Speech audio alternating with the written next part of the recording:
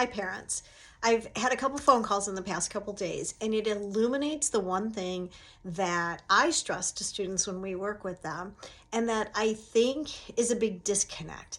It's so funny because our children often will admire sports stars, athletes, LeBron James, and, in the past, like Tiger Woods, Tom Brady.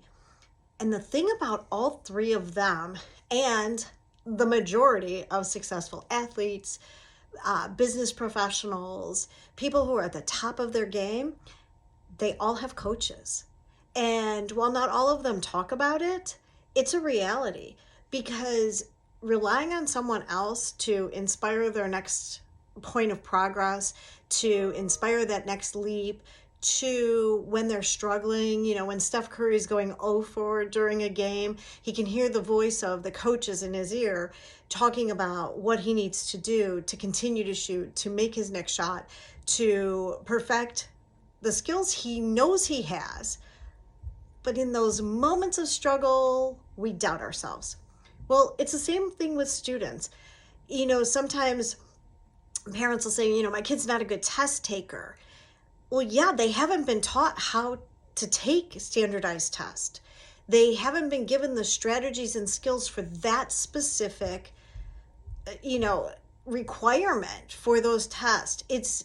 I use the analogy all the time. When kids come in here and they're like, yeah, but I'm just not a good test taker. I don't think this tutoring is going to help. Okay, well, first, let's give it a shot. But second, do you know how to drive a car? Oh, yeah, I have my license. Okay, great. So if I toss you my keys and ask you to move my car from the back of the parking lot to the front, you can. Oh, yeah, sure, no problem. Great, it's a stick shift. Can you still do it? And kids are like, oh, yeah, no, I can't do that. Well, you just told me you could. Well, no, I haven't learned how to drive a stick yet. You haven't learned how to take a standardized test yet either. It's that simple. There are specific strategies. And I feel like it's so much easier to work with a coach than to try to learn how to do something online. And when I say online, I mean like, oh, I'm going to watch a video, I'm going to know. Or I listen to a guy on YouTube, so I know. I think it's a lot easier to work with a coach where you can ask questions, where you can say, wait, can you say that again? I didn't get it. And that's what we do here. That's what we do even in our online courses. We offer office hours so that students have the opportunity to speak to us and go through the pieces that they're stuck on. But learning the strategies for a standardized test, game changer. Total game changer. And when your kid's like, yeah, I don't want to go to tutoring because they have some sort of negative thought process about tutoring, like, oh, I must not be smart enough if I need a tutor. No. LeBron James is a great basketball player. He has a shooting coach. He has a nutrition coach. He has a health coach for recovery time after games. That's why he's 40 years old and still at the top of the game. And we need to adjust the attitude that tutoring is not because you're not capable. Tutoring is because you want the best results. Coaching is because you want the best results. Coaching is what takes a great player to elite status. Coaching is what takes a great student to elite status. It's the difference maker for top schools, for getting into BSMD programs. It's the difference maker in having somebody help you get to that next step and to use their expertise to get there.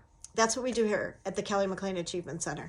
We help students get to their potential, to take those next steps through personalized training and coaching, test prep, subject tutoring, college admissions. That's a big piece of what we do. So if you're thinking, this kind of makes sense. I wish my kid would go along with this. Let's schedule a consultation.